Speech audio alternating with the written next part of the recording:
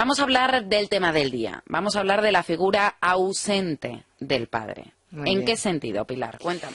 Bueno, porque lo primero que pueden pensar nuestros oyentes es, bueno, la figura ausente del padre en un divorcio, ante un fallecimiento, y no es así. No, vamos a ver, también entraría dentro, porque lo que vamos a tocar hoy es cómo en esta sociedad occidental se ha roto la evolución antropológica de lo masculino. Es decir, se ha apartado con unos propósitos de ingeniería social y tiene unas repercusiones individuales y colectivas. Entonces, no es solamente el padre que esté ausente por un divorcio o el padre que esté ausente por un fallecimiento. Es la ausencia de lo masculino. Bueno, vamos a tocar esta noche temas que pueden no ser demasiado progresistas y no ser demasiado de bonanza cultural. Pero yo verdaderamente me muevo sobre todo con el rigor científico.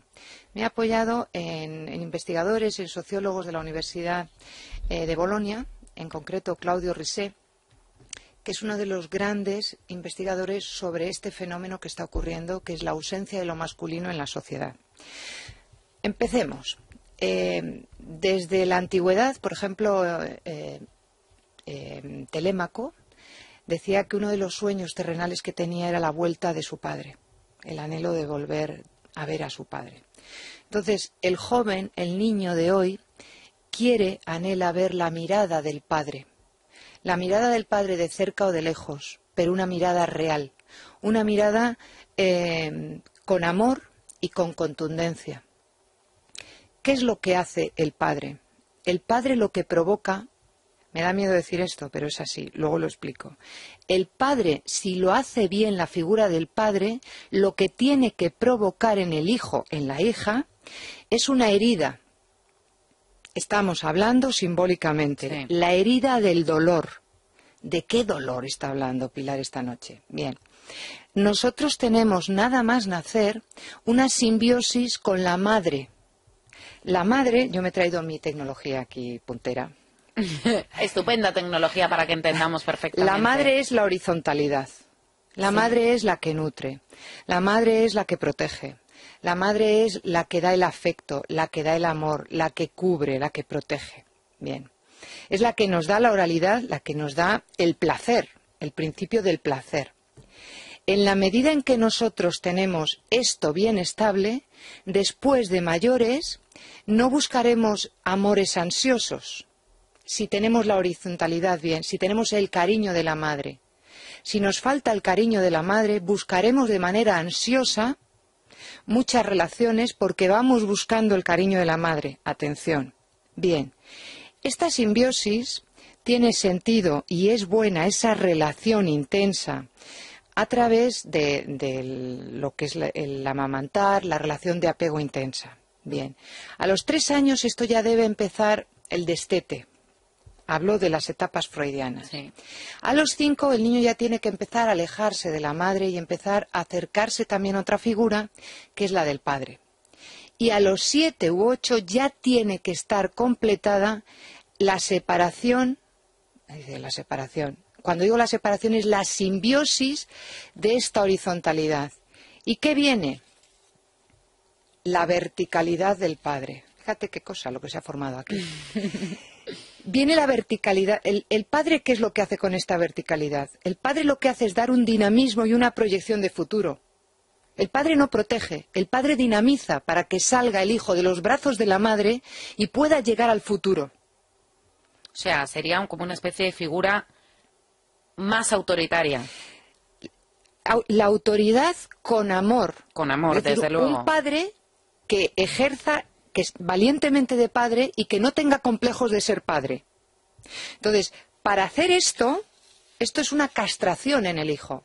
Es decir, te separan, te arrancan de los brazos de la protección del principio del placer y te ensartan en el principio de realidad, en la proyección del futuro. ¿Eso qué significa? Eso significa que el hijo lo vive como una frustración y lo vive como una rabia. Pero ¿qué ocurre? Que esa rabia y esa frustración es lo único que posibilita a ese futuro, a ese hombre como futuro ser integrativo en la sociedad. Porque si no, ese ser va a ser un ser neurótico y un niño eterno. ¿A qué te refieres con un niño interno? Que seguirá dependiendo de esa figura de manera... De esa figura materna. Pero es que esta figura materna, a partir de la Revolución del 68, se han encargado de borrar, de deteriorar todo lo que es lo masculino en relación masculino igual a autoridad, represión y castigo. Entonces, estas palabras las han envilecido en la modernidad. ¿Y qué ha ocurrido? Que esas palabras de represión y castigo se la han apropiado no la parte masculina, sino la parte del Estado. Y entonces el Estado es el que reprime y castiga, pero sin amor, no es padre. Y la horizontalidad de la madre no es madre, porque tanto la madre y el padre ya no ejercen, ya están así, ya no están así. Entonces la madre lo que hace es ahora, para ser una madre moderna, tiene que ser una madre bastante despegada de los hijos, donde ella tenga también su propia autonomía, su propia identidad y sea bastante narcisista y hedonista con su propio cuerpo. ¿Quién, lo mismo que de la figura del padre, se acopia el Estado? ¿Quién se hace posesivo de la figura de la madre? La sociedad de consumo. Si hemos dicho que en la horizontalidad era el principio del placer, la oralidad devoradora, de querer todo lo que me apetece lo tengo, dice la sociedad de consumo, aquí me encargo yo. Y entonces la que te va a dar el placer soy yo. Un placer sin límites. Una oralidad sin límites, porque todo lo que quieras lo puedes tener. Claro, ¿qué ocurre con eso? Que el ser humano, el ser en crecimiento, niños y jóvenes se vuelven omnipotentes y sobre todo niegan y rechazan cualquier figura de autoridad. ¿No es lo que está pasando actualmente? Desde luego. Es decir, en rechazo los padres se ha invertido completamente. Los padres están en el substrato jerárquico de abajo. Hay ahora mismo una situación de fatherless, es decir, niños sin padre. Pero es que los rituales de iniciación que se siguen haciendo en la Amazonía, en África, en muchos lugares de Australia, la tribu Kunai, que esas preciosas, los rituales de iniciación, es cuando los padres, en todas las culturas, por ejemplo, en la judio-cristiana es la circuncisión, en todas las culturas llega un momento en que el joven tiene que pasar a la edad adulta y se forman fiestas y tiene que pasar una prueba de dolor y de valía para entrar de una manera integrativa y adaptativa a la sociedad. Porque esto es madurez para el joven y el niño, pero madurez y salud para la sociedad. Ojo lo que estamos diciendo. ¿Por qué están ocurriendo tantas anomalías de jóvenes y de niños que no aceptan las normas, que son eternamente caprichosos, que son omnipotentes y que pueden y dominan sobre todo esto? Porque los ritos de iniciación que hacían los padres hacia los hijos varones se han extinguido, nos los han extirpado de una manera voluntaria y planificada por esto, por estados y por sociedad de consumo, por beneficios muy partidarios y muy de esferas elitistas, pero no para el bien de la sociedad. Entonces, ¿cuáles son los ritos de iniciación? Por ejemplo, los kunai, cuando nacen los niños, cuando ya son infantes, se les arranca de los brazos, se les coge en rituales, de los brazos de la madre y se les eleva al cielo con los brazos abiertos. En esos brazos abiertos es la trascendencia, el futuro.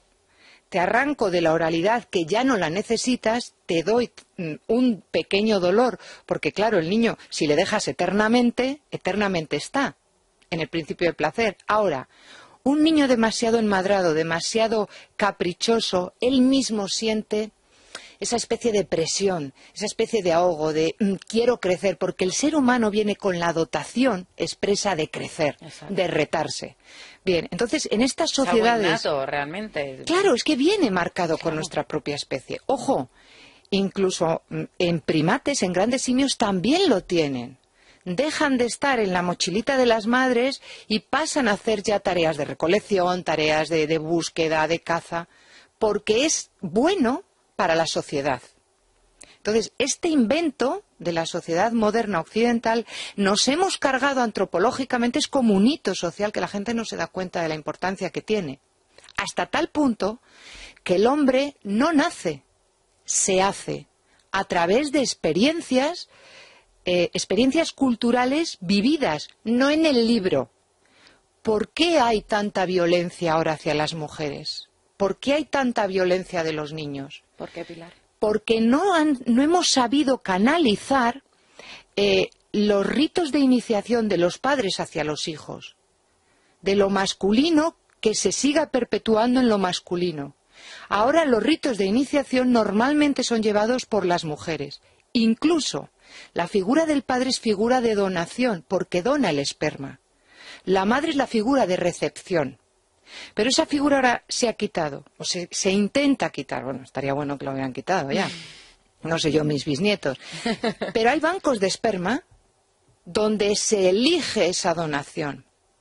¿Qué ocurre? Que a nivel simbólico el hijo, cuando ya es mayor, ha dejado de tener un acompañamiento original. Y dice, ¿de dónde vengo? ¿De qué limbo vengo?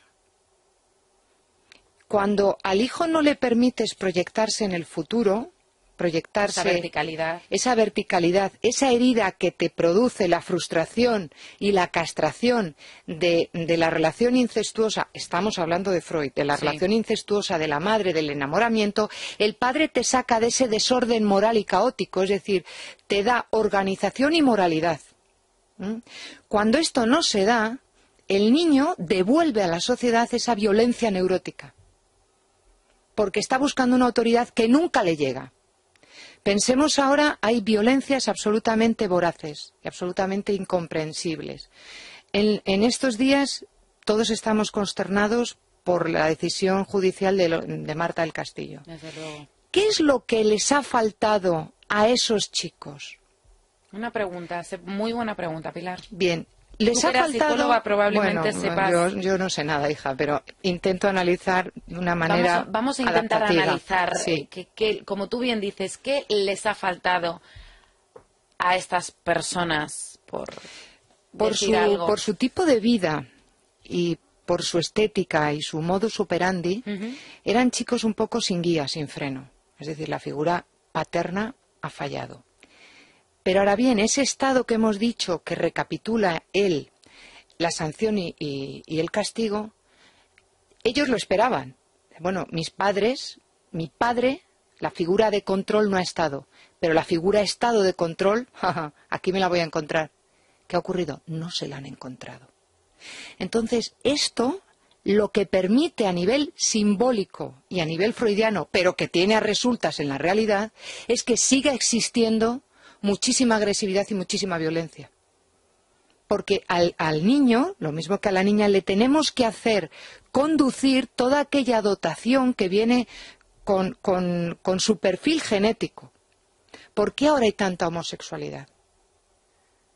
Porque el niño no se le permite, es decir, el niño, como hemos dicho, el niño o la niña no nace, se hace.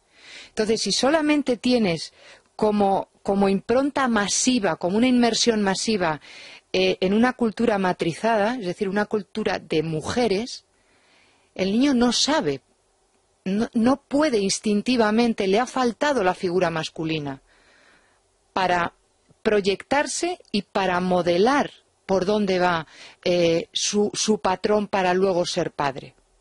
Entonces, esto es gravísimo, absolutamente grave, porque claro, son unas condiciones de diseño de laboratorio que tienen unas repercusiones muy claras en la sociedad y en nuestros hijos. Porque ¿quién es hoy en día el padre al uso? No es un padre valiente, amoroso y contundente, sino un padre soft, un padre light, un padre corporate man. ¿Dónde es el procurador de bienes de consumo y de economía? Donde la relación con la mujer básicamente es de potencia sexual y económica o financiera, y con los hijos tiene que ser muy blandito en disciplina y absolutamente replegado a sus deseos. Ese es el varón a los deseos de hoy. De sus hijos. Por supuesto, por supuesto.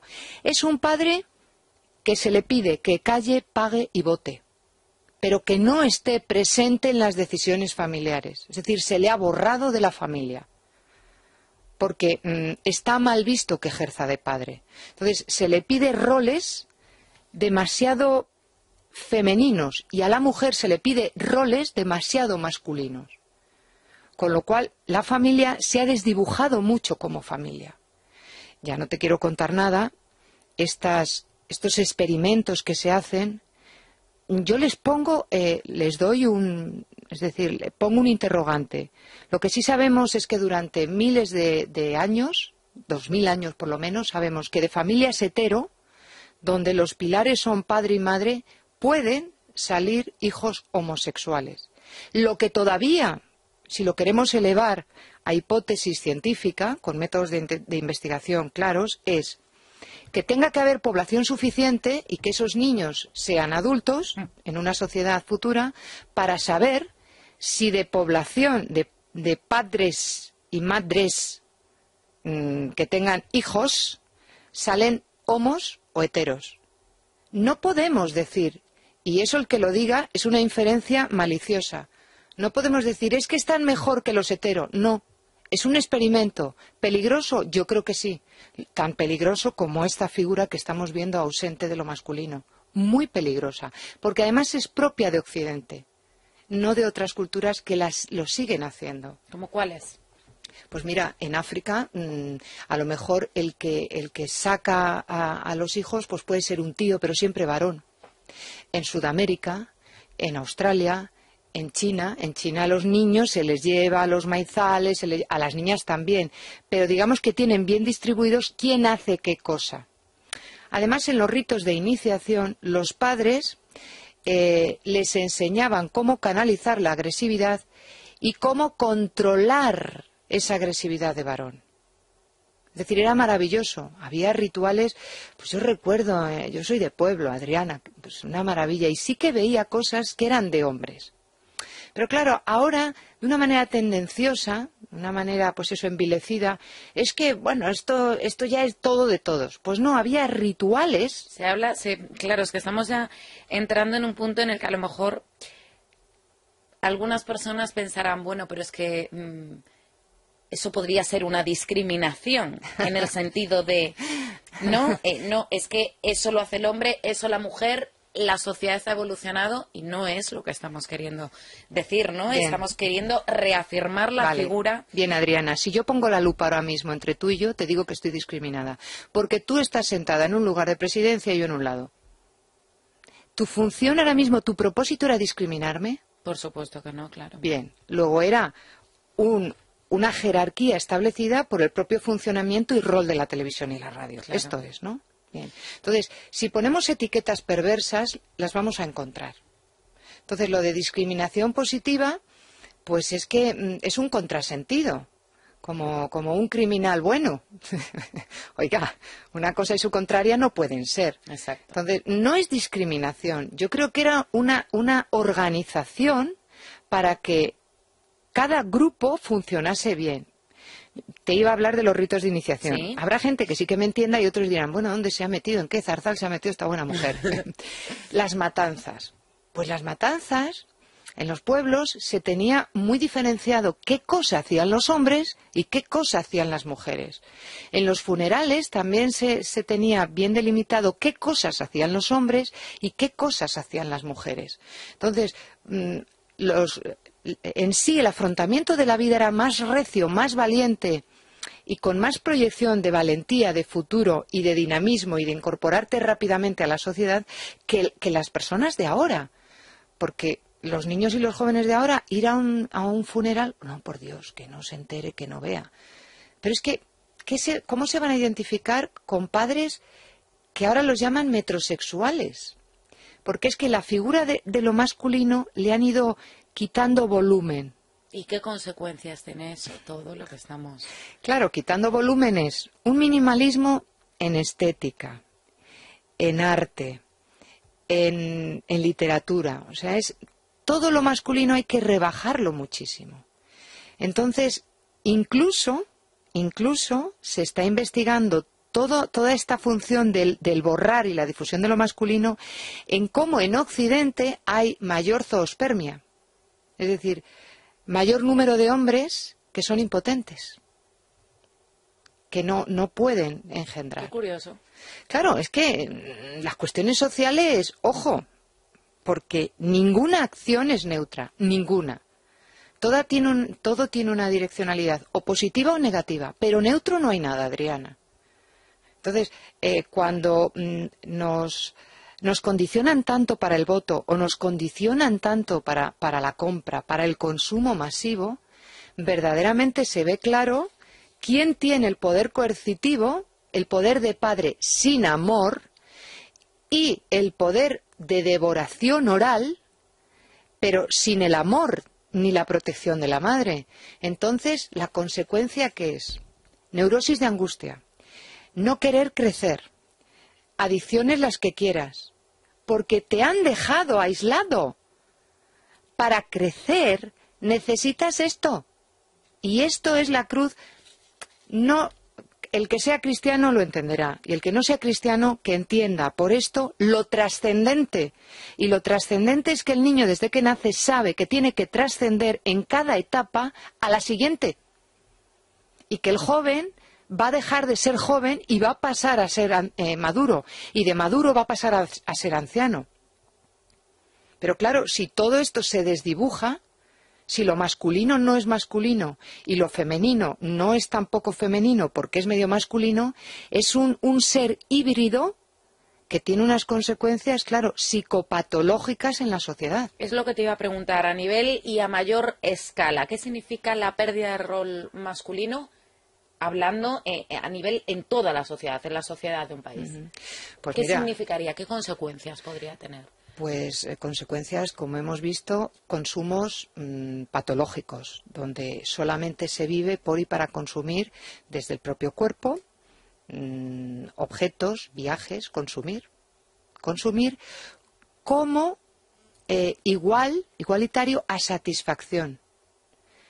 El hombre consume pensando que ahí va a encontrar la felicidad. Bueno, eso ya lo estamos viendo mucho a día de hoy. Claro, Exacto. claro. Y sin embargo, cada vez que consume más alejado está de encontrar la felicidad. Después, la omnipotencia. Como no nos han enseñado, cuando tú tienes un padre que es un padre, te ha enseñado a que tú no eres omnipotente, a que tú te debes a una moral, a un orden, a una ética y a un principio de realidad. Es decir, tú, chavalín, chavalina, estás donde te digo en este momento evolutivo que tú no sabes y no puedes saber, y yo sí, te digo dónde debes estar. Es como un águila, ¿no? El padre es como un águila. Te saca de donde estás perdido, él ve la meta donde tienes que llegar y te acompaña a la meta. Entonces, cuando tú has vivido eso, de mayor no eres omnipotente.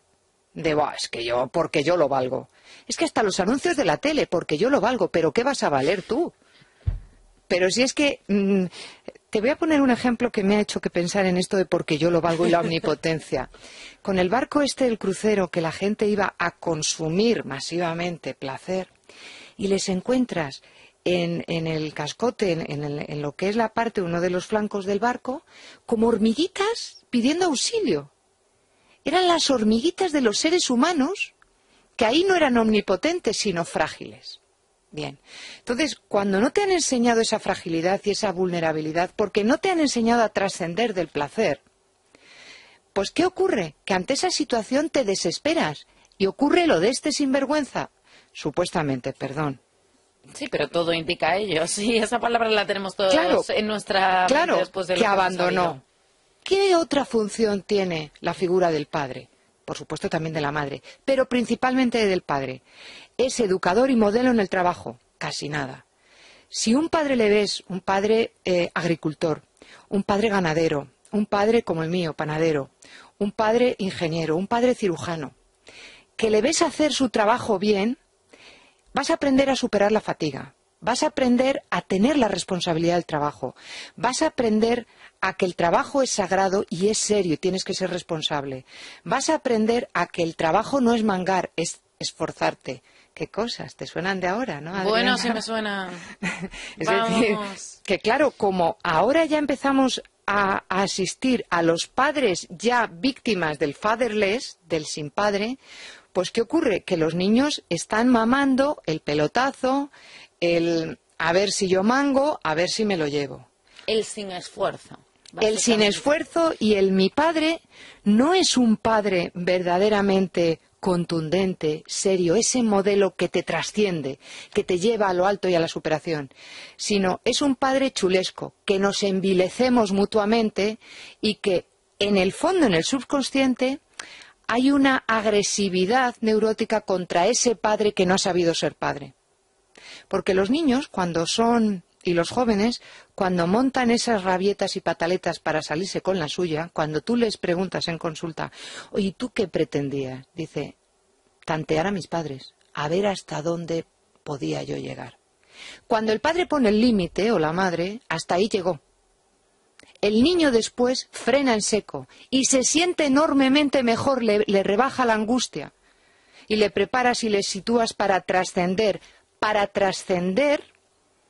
en una palabra que es un taco hoy en día, te voy a decir un taco gordísimo, deber.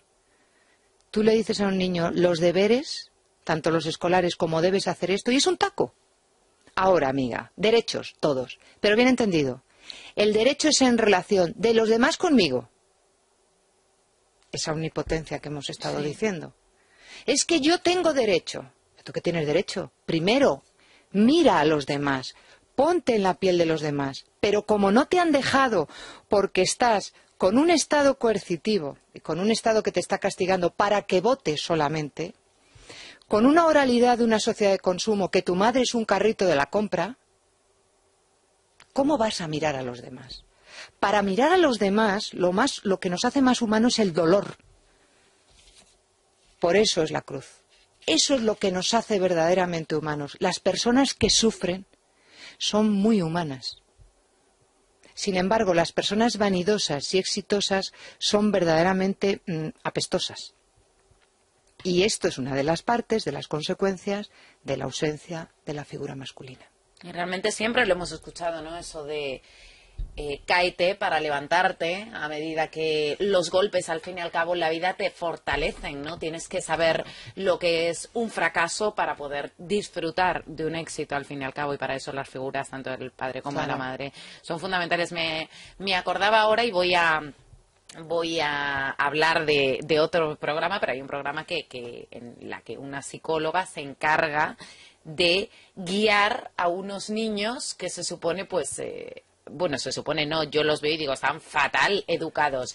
Claro. Ves muchísimas rabietas, ves a los padres totalmente desesperados. Y sí es verdad que cuando los padres toma posición. Exacto, y toman esa posición, al niño incluso se le ve más sano y más tranquilo consigo mismo.